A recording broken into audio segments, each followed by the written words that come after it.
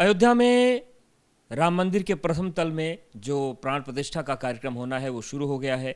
और अब इन सब के बीच लोगों के मन में प्रश्न ये उठ रहा है कि ये जो तिथि चुनी गई है 3, 4 और 5 की, 48 वर्षों की शैक्षणिक उत्कृष्टता के साथ 23 से भी ज्यादा प्रमुख बीटेक प्रोग्राम्स और 600 से अधिक अंतर्राष्ट्रीय छात्रों के साथ विज्ञान डीम्ड टू बी यूनिवर्सिटी देश की बेहतरीन यूनिवर्सिटी में से एक है।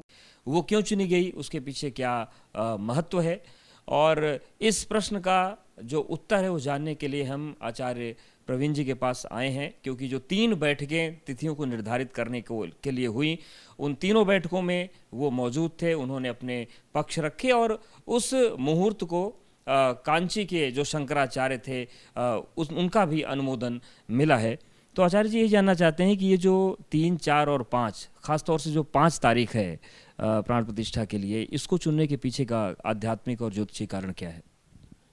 देखिए, शास्त्रों में आज्ञा दी गई है कि इन महीनों को, इन तिथियों को प्राण प्रतिष्ठा के लिए इन वारों को, नक्षत्रों को प्रशस्त माना जाता है। तो उसमें ज्येष्ठ मास हमको अच्छा लगा, और ज्येष्ठ मास में भी ये हुआ कि शुक्ल पक्ष में फिर तय किया गया कि 10वीं तिथि।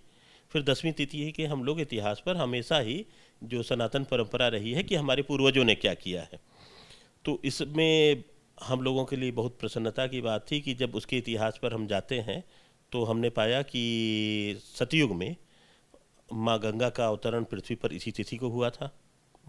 उसके बाद भगवान राम ने स्वयं रामेश्वरम की स्थापना भी इसी तिथि को किया था।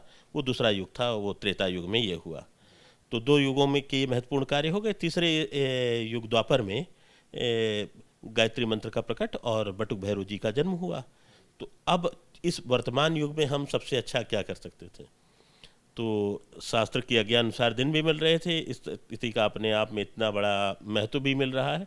तो हम तीनों बैठकों के बाद हम लोगों ने इस तिथियों को आगे ट्रस्ट को बताया, और ट्रस्ट ने संतों से अनुमोदित करा के, स्वयं शंकराचार्य भगवान से अनुमोदित करा के, हमारे जो गोविंद देवगिरी जी महाराज हैं उनके पास जाके, तो चंपत राय जी विशेष रूप से जो ट्रस्ट के महासचिव हैं, उल्लेखनीय है कि उन्होंने सूक्ष्म से सूक्ष्म चीज़ों पर बहुत ध्यान दिया, और प्राण प्रतिष्ठा में की कार्यक्रम में भी सूक्ष्म से सूक्ष्म और वृहद से वृहद चीज़ों को हम लोग सही तरीके से यथाशक्ति करने का प्रयास कर रहे हैं।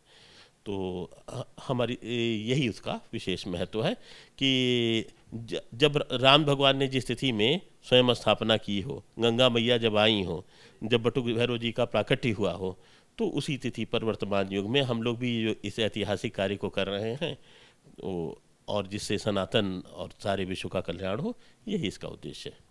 जो प्राण प्रतिष्ठा का पूरा आध्यात्मिक क्रम चलता है, तो क्या क्या महत्वपूर्ण चीज़ें होती हैं इसमें? देखिए, आज जैसे सबसे पहले पंचांग पूजन करके यज्ञ मंडप में प्रवेश किया गया। यज्ञ मंडप में प्रवेश करने के बाद वहाँ पर जितने भी आवाहित देवता होते हैं सारे सर्वतोभद्र बनाया गया है, रामभद्र बनाया गया है। तो उनका, सारे देवताओं का पूजन किया गया है। जितने भी देवताओं की प्रतिष्ठा होनी है उनका भी पूजन किया जाता है। सारे आवाहित देवताओं का पूजन हुआ, फिर हवन का कार्यक्रम हुआ।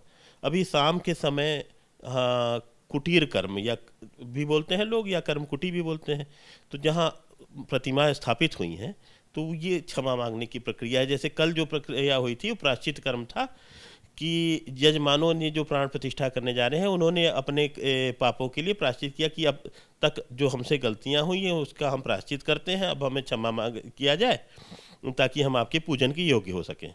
आज जो मंदिर के मूर्ति के निर्माण में, विग्रह के निर्माण में जो भाई हम मनुष्य हैं, कभी किसी ने झूठे हाथ से स्पर्श कर दिया होगा, कभी कोई बिना स्नान के वहाँ चला गया होगा, या प्रतिमा को जो छीनी हथौड़े से चोट पहुँचाई गई, या उनको रगड़ने में, सफाई के निर्माण की प्रक्रिया में जो हमसे गलतियाँ हुई, तो कुटीर कर्म में, मतलब उस कुटीर में जहाँ के लिए, तो उसके लिए क्षमा प्रार्थना का उपयोग होगा। और उसके बाद जीवन देने वाली चीज़ों से ही जीवन आता है। तो प्रतिमाओं को जलाधिवास कराया जाता है, जल में वास उनको होता है, अन्न में वास होता है, और शय्याधिवास होता है। मनुष्य के जीवन में भी आप देखिए कि हम लोग खाते हैं, पीते हैं, मजे सोते हैं और बढ़ते हैं, उसी से हमें जीवन आता है। जीवन के जो सूत्र हैं वो जल और अन्न ही है। तो उन्हीं जल और इनसे प्राण उसमें विधिक प्रक्रियाओं द्वारा, मंत्रों द्वारा ये किए जाते हैं। बिना प्राण प्रतिष्ठा के प्रतिमा केवल प्रतिमा है, और प्राण प्रतिष्ठा के साथ ही वो देव हो जाते हैं। और देवता उनका होना ये कोई पूरी एक विधि है जो शास्त्रों द्वारा, महर्षियों द्वारा हमारे बताई गई है। और जिस अभिजीत मुहूर्त की बात कही जा रही है उसका क्या महत्व है? देखिए, अभिजीत मुहूर्त तो नित्य जब सूर्य अपने सर्वोच्च पर होते हैं पृथ्वी पर, तो दोपहर के समय जब अभिजीत माना जाता है। भगवान राम का जन्म भी उसी अभिजीत मुहूर्त का है, तो उनके दरबार की स्थापना के लिए भी वो समय अनुकूल है।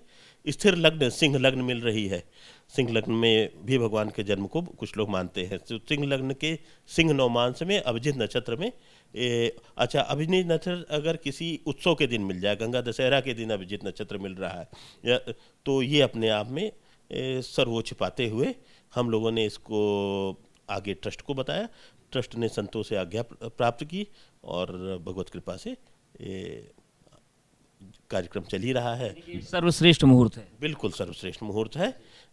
जब कोई काम, गंगा माई आई, रामेश्वरम की स्थापना हुई, स्वयं बटुक भैरव जी प्रकट हुए, गायत्री जी का प्रकट हुआ, उत्सव हुआ, तो उसी में अगर हम भी कर रहे हैं तो हमारे यहाँ स्मार्ट परंपरा ही यही है कि जो आपके पूर्वजों ने किया है वही मार्ग आपको भी अपनाना चाहिए।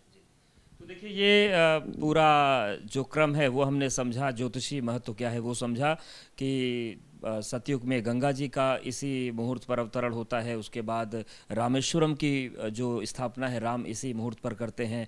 बटुक भैरव का प्राकट्य इसी मुहूर्त पर होता है। और इसीलिए कलयुग में जब रामलला का भव्य मंदिर बना है तो प्रथम तल पर जो राम दरबार बना है उसके प्राण प्रतिष्ठा के लिए इसी मुहूर्त को चुना गया है, जो एक बड़ा अद्भुत संयोग भी माना जा रहा है।